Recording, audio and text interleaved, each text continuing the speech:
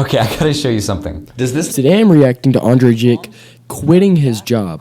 We're giving $100 away to one person who watches till the end and comments how many times I said wow in this video. Got that Superman curl today I need to get rid of, but in today's video I'm so excited because this is how I was able to quit my job with something called dividends to pursue what I've always wanted to do, which is to make YouTube videos talking about personal finance. Yeah, his whole thing is basically that occasionally I'll throw in he is financially independent because of his stock dividends, which stock dividends, if you don't know, you own a stock and you don't just make money by selling the stock, but the stock actually pays you annually, monthly. It differs with the companies. Anything like you, then I think this video is going to be very helpful. Passive income is of course the dream, right? Duh. For my 2 Russian subscribers. But if you're not making money while you sleep, you might be working forever, or at least until Social Security, whose future is not guaranteed past the year 2034. Now, I don't want to scare you, but if you're retiring in the next 15 years, you'll be all right. Anything past that point, though, and you are not guaranteed Social Security, which is why it's so much more important right now, today, to start building your passive income so that you're not relying on government resources to fund and your income. Those programs might be going away in the future. And this is exactly that's kind of scary. You my progress in the last 5 years of how I've invested my money in an effort to maybe inspire one person out there watching, because I think anyone and everyone, all these people watching, you know, their parents are probably depending on Social Security and they don't even realize that it's not guaranteed when they're planning to retire.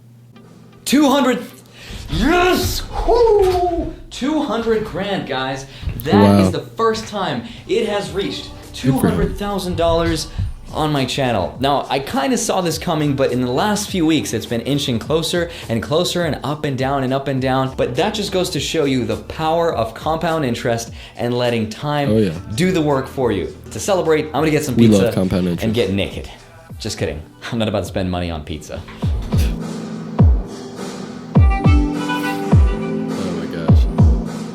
Hey, my name is Andrei Jikh. Hope you're doing great, and I'm relatively new to YouTube, but I've been investing for a while now. And this stock portfolio, that's a humble brag of mine, is generating about $7,000 every single year. In addition to having grown from $130,000 of an initial investment to $200,000 that it is today. And it's all thanks to something called DGI. DGI, Dolce & Gabbana, hello. No, it's called dividend growth investing. And what it means is buying stocks of companies that are so profitable, they just pay their shareholders for simply owning the stock without actually selling it. So if you've ever heard the term invest in blue chip stocks, this is them. These can be some of the most... So the reason, I don't know if he's going to say this, but the reason they're paying isn't just because they have so much money, it's because they want their stocks to be more stable.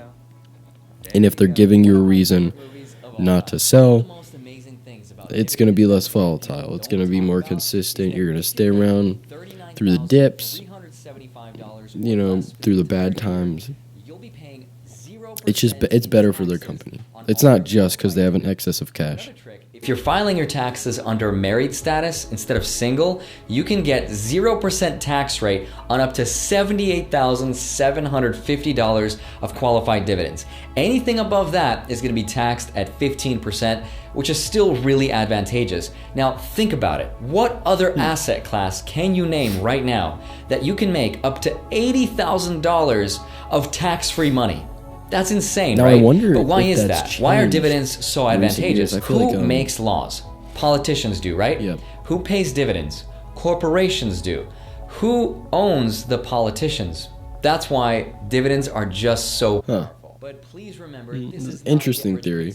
You will not be able to recreate this overnight, but the best part is that if you... Oh, you definitely won't be able to recreate this overnight. Didn't he just say he makes $7,000 every year from dividends and has $200,000 of capital? Same job that you're working, he's not even doing it over however long he's doing. And I'm not hating. I love Andrei. So I started by depositing, but he's not living off $7,000. On December 22nd, 2014. Exactly. He's living off YouTube. The ads on these videos that we're watching right now. He's not living on that $7,000. Like, that's not how he quit his job.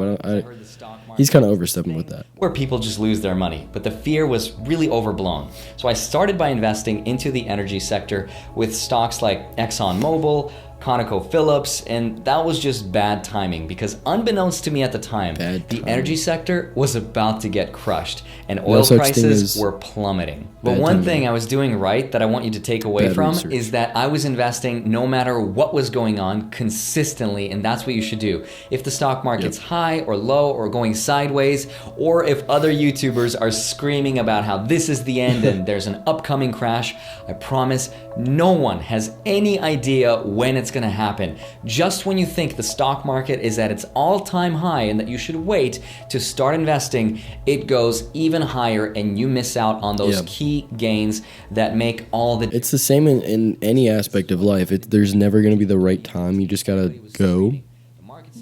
You'll go and then it'll drop down. And then you'll go and then it'll go higher. And then you'll... There's no right time. You just take action. That's really it. Companies were Disney, Apple, the only way you guarantee failure, a few others, but I just wish I bought more. And it was at this point in time I really wanted to quit my job because I heavily is by not trying at all. That's the only guarantee of failure. Every month, in March, and then in February, so on and so forth. You get the idea. Okay, I can't afford that. I don't make YouTuber money, dude. I know, I hear you, but this was not money that was coming from YouTube. I wasn't doing YouTube at that time. I was, however, able to save $100,000 in my bank account around this time, at around age 25. And I'm not saying this to brag about it because many 20-year-olds have done far better than me in things like real estate by leveraging their... Yeah, but also you have to understand, this isn't necessarily a hard thing to do. It takes discipline. But Andrei, how do we do that? And it's not impressive in that sense. Like, you just take a job, you start working at 20, put away as much money. You can easily get to half that, 50,000. Like, yeah. He's saying right now, don't shop at Whole Foods and buy organic. Don't do any of the unnecessary spending. Just save all money, invest all money. It's kind of boring, takes discipline, but... All you heard was, I live in a cardboard box, I eat ramen noodles, I've got no friends, and I like to watch paint dry for entertainment. Literally every single comment on YouTube. Wow. Live a little, bro. Life is short. But nothing can be further from... If I had $1 for every time someone I've known... Still wet. The perception is that you're somehow told me, like, live a little. Right? But ask yourself this simple question, please. Who's making the I'm trying to live different now, so I can live different later. If I'm not going out partying and instead I'm staying and making videos like this, doing research, networking, then later in life I can live differently in the sense I can go to Italy if I want. I can do what I want when I want. Money you can save. If you're making $1 million a year and you're spending $995,000 of it, you're never going to retire. So the next time you see somebody out and about wearing a fancy suit and a fancy watch, chances are they're not that wealthy. The next time you see a guy wearing a hoodie and some flip-flops, much higher chance of wealth. Well, sorry ladies, I don't know what the female equivalent of that is, but for the 2 to 3 girls watching my channel, please enlighten me. So tracking my progress all the way down to December 2014, I went from $29,658 all the way up to $95,086 at the end of December 2015. Now this was a combination of both saving my money and investing it into the stock market, growing alongside. All in all, in 2015, I made $2,657 in dividend income for the whole year. But each of these companies pays at different rates, different frequencies throughout the year, and that's about to be very important in just a minute. Now you can see my dividends in January and February are typically lower. I was just starting, but then there were huge spikes in March, then June 277, September 454, and December 435. Now these are typically the largest months because they represent the end of each quarter of the year. And you might be wondering, should I invest in different companies that pay at different times so I get paid every month evenly? Makes sense. The answer is no. You don't have to structure it like that. You shouldn't be paying attention to that as much. And the thing you should again, be paying attention to, realize you just said it's at the end of their cycle. So people are thinking of throwing that stock away. Like, if it's going negative, they're more likely to sell. So they want to give a reason for them to hold, so it's more stable. So it's really it's a plan for long-term stagnant growth rather than short-term exponential and then crashing in 10 years. So Coca-Cola wants to be around in 100 years. So they pay dividends.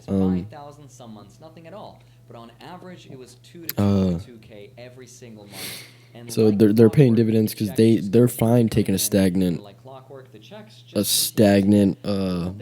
rise in stock price as long as there's no stagnant decrease or exponential decrease. And that's where, like, Tesla, they have an exponential increase right now. And I'm not even kidding when I say that, because no dividend. My favorite book of all time, and all it has is just pictures. I think I have a learning deficiency. And maybe that I'm just speculating right here off the top of my head, but maybe that's a red flag that Tesla isn't as long term as we think. Now, it could be totally wrong. That's just off the top of my head right now. But maybe if we start looking at these companies and how they're using dividends, we can see who's long term, who's short term, and then that's a good way to actually not investing for the dividends, but saying, like, they're giving out dividends, so that means they want to be around for a while. I was hungry for more. Literally. And then I'm more inclined to invest in them, not for the dividend, but because I believe they have longevity, they're safer, less of an upside, but less of a downside.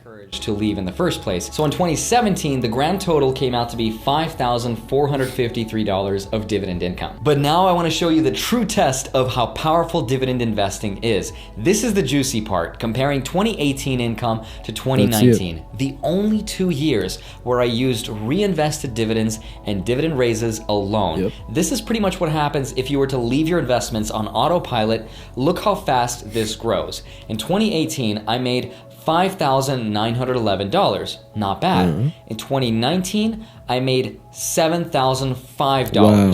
In December alone, I broke 4 figures, my first month getting paid $1,091. That represents a growth of 18.5% year over year. Most jobs pay 1 to 2% per year. This was 18.5% in 1 year. That's crazy and shows the power of compound interest and reinvested dividends. In that standpoint, yeah, that's actually crazy. Wow. But besides that, what makes dividend stocks so special, Andre? Well, let me quote the legendary investor John Bogle, the guy who created Vanguard and the idea of index funds. This is what he said, and I quote, "Over the past 81 years, reinvested dividend income accounted for approximately 95% of the compound long-term return earned by the companies in the S&P 500.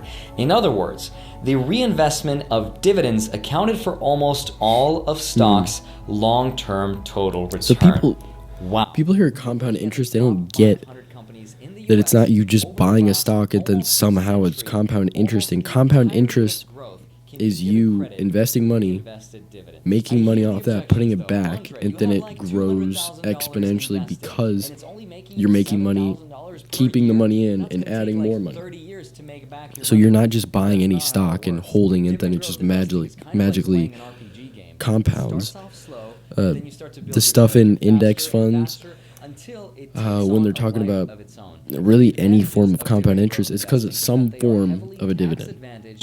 And they are almost 100% passive, so they continue to grow even though you don't have to lift a single finger to have your money continually grow and outpace inflation. It's unfortunate that dividends are so misunderstood by people for thinking it's too conservative or that it's only income for old people. That's not true. My dividend income combined with my low expense lifestyle allowed me to quit my job, take a risk, and do YouTube, and it's paid off. You're making 18% there. Sure, you can't make more in the stock market. It averages 9 to 12%.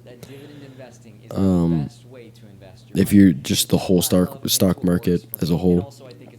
But if I do some separate venture on my own, like YouTube, like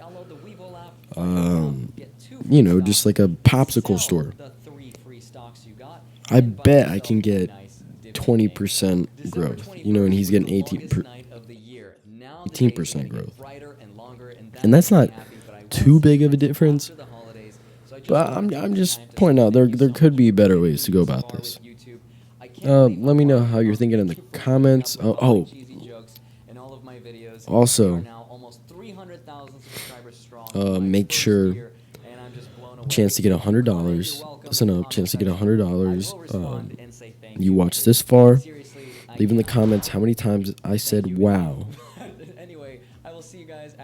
One person's gonna get $100. Love you guys, and I'll see you very soon. Bye bye. No! It's fine. It's fine.